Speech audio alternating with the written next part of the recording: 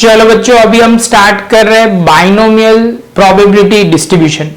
तो binomial probability distribution के लिए समझ लो कि हमें वो समझना है कि हम सक्सेस एंड फेलियर, आप बोलोगे सर सक्सेस और फेलियर कैसे कंसिडर करना है। जैसे मैं बोलूं एक कॉइन टॉस करता हूं और उसका आंसर ऐसे समझ लो कि मैं बोलूं हेड आएगा तो उसको सक्सेस बोलते हैं, और हेड नहीं आएगा तो उसको क्या बोलेंगे, टेल आता है सपोज, तो हम फेलियर बोलेंगे।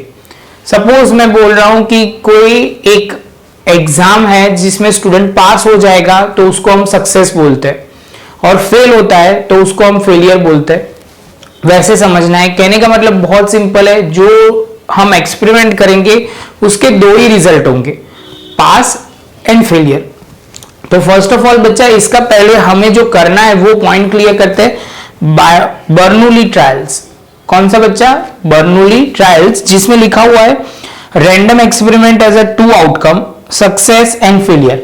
जो रैंडम एक्सपेरिमेंट होंगे हमने पहले सीखा हुआ है, रैंडम एक्सपेरिमेंट प्रोबेबिलिटी में सीखा हुआ है, जिसमें आप कांस्टेंट कर सकते हो, कोई भी तरह वो कर मतलब वो जो जैसे सेम प्रोसीजर कर सकते हो वैसे बोला जाएगा, जिसमें पहले से आपको वो एक्सपेरिमेंट से वो पता होगा कि आपका सैंपल स्पेस क्या आएगा, लेकिन आपको वो नहीं पता होगा कि कौन सा आउटकम आने वाला है।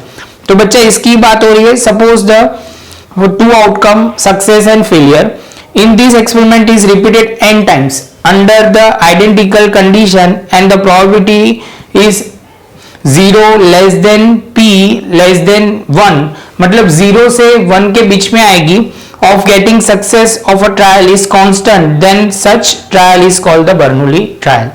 बच्चा वो समझ लो कि जो होगा एक्सपेरिमेंट वो कितनी एन टाइम्स आप कर सकते हो आइडेंटिकल वे से। समझ लो कॉइन टॉस करना है तो मैं करता ही जाऊंगा, जितनी बार करना है उतनी बार, सेम फोर्स के साथ, सेम कॉइन के साथ, सेम प्रोसीजर के साथ, जिसको हम बोलते हैं बर्नौली ट्रायल्स। जिसके अंदर बच्चा आपको क्या ध्यान रखना है, तो आप बोलोगे सर इसके ट्रायल के अंदर सक्सेस और फेलियर आने के चांस इक्वल होते हैं। अभी बच्चा इसके बाद दूसरा पॉइंट, अभी आगे चलते हैं प्रॉपर्टी ऑफ बर्नौली ट्रायल्स, जिसमें लिखा हुआ है probability of getting success each Bernoulli trial remain constant.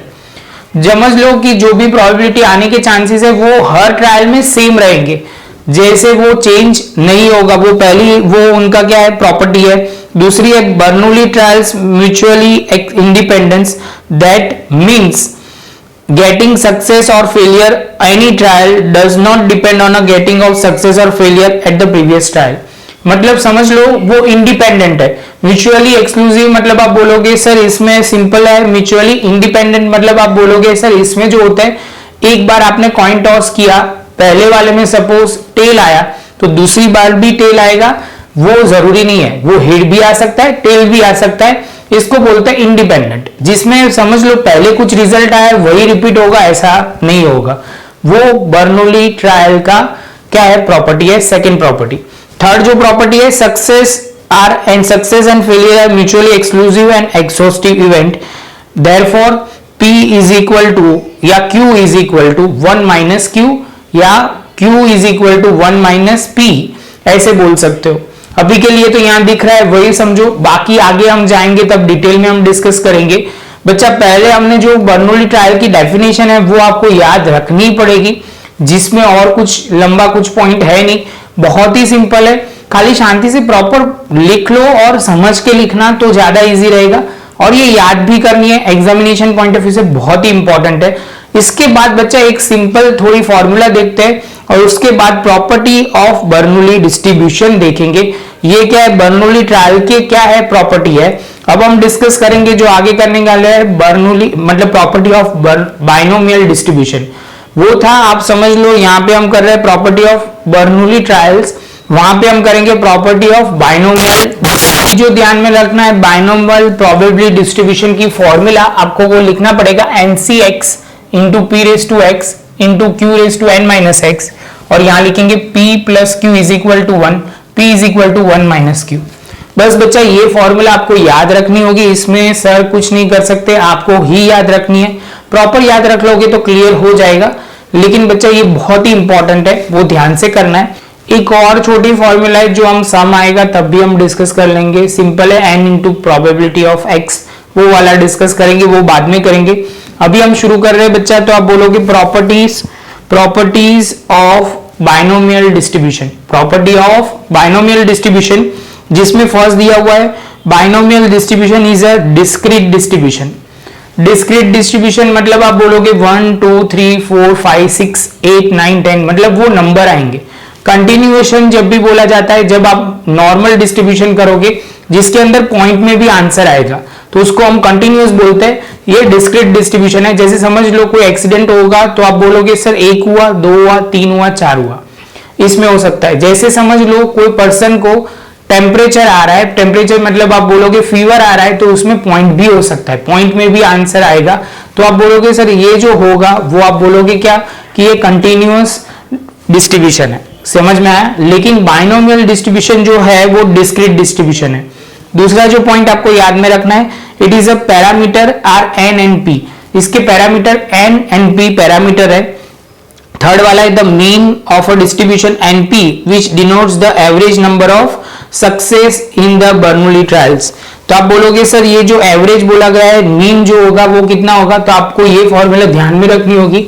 Mean जो है वो आप बोलोगे सर वो होगा एनपी। दूसरा बच्चा आपको वो ध्यान में रखना होगा वेरिएंस। वेरिएंस जो होगा वो एनपीक्यू है। एंड स्टैंडर्ड डेविएशन आप बोलोगे सर ये अंडर रूट हो जाएगा एनपीक्यू। एनपीक्यू, तो ये तीनों चीज आपको याद रखनी पड़ेगी। ये सेकंड वाला मैं जो करवा रहा हूं वो अभी आपको देखने को मिलेगा। Fourth point, variance of a distribution is NPQ and standard deviation is under root NPQ. Clear है बच्चा?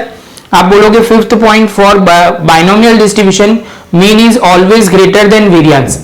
इन binomial distribution mean is always greater than variance, तो ध्यान में रखना। और दूसरा पॉइंट है वेरिएंस आप बोल सकते हो and variance upon mean is equal to Q probability of failure. Q मतलब आप बोलोगे सर फेलियर कंसिडर करेंगे, और पी आप बोलोगे सर इसका मतलब होगा गेटिंग सक्सेस।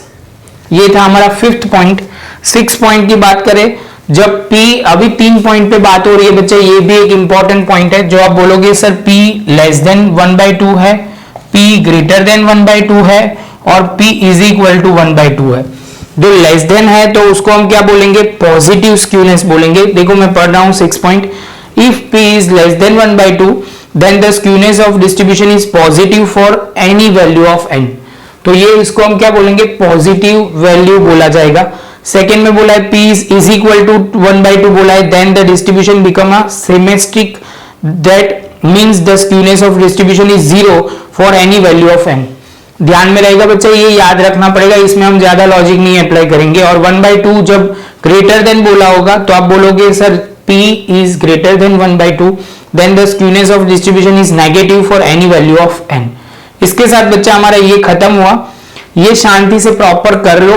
आज के लेक्चर में हम इतना ही डिस्कस करेंगे।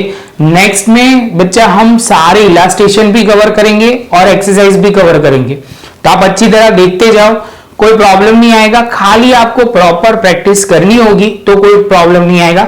तो पहले बच्चा ये प्रॉपर्टी और ये सब कुछ याद रख लो, तो आपको थियरी में भी इजी रहेगा, उसके बाद ही आगे जाना। ऐसे देखो तो प्रॉपर्टी ऑफ बाइनोमियल डिस्ट्रीब्यूशन बहुत इजी है और प्रॉपर्टी ऑफ बर्नौली ट्रायल भी बहुत इजी है। शांति से ये लिख लो बच्चा। मिलते हैं नेक्स्ट लेक्चर में नए टॉपिक के साथ। वीडियो अच्छा लगा हो तो लाइक शेयर सब्सक्राइब जरूर करें। मिलेंगे नए लेक्चर में नए टॉपिक के साथ।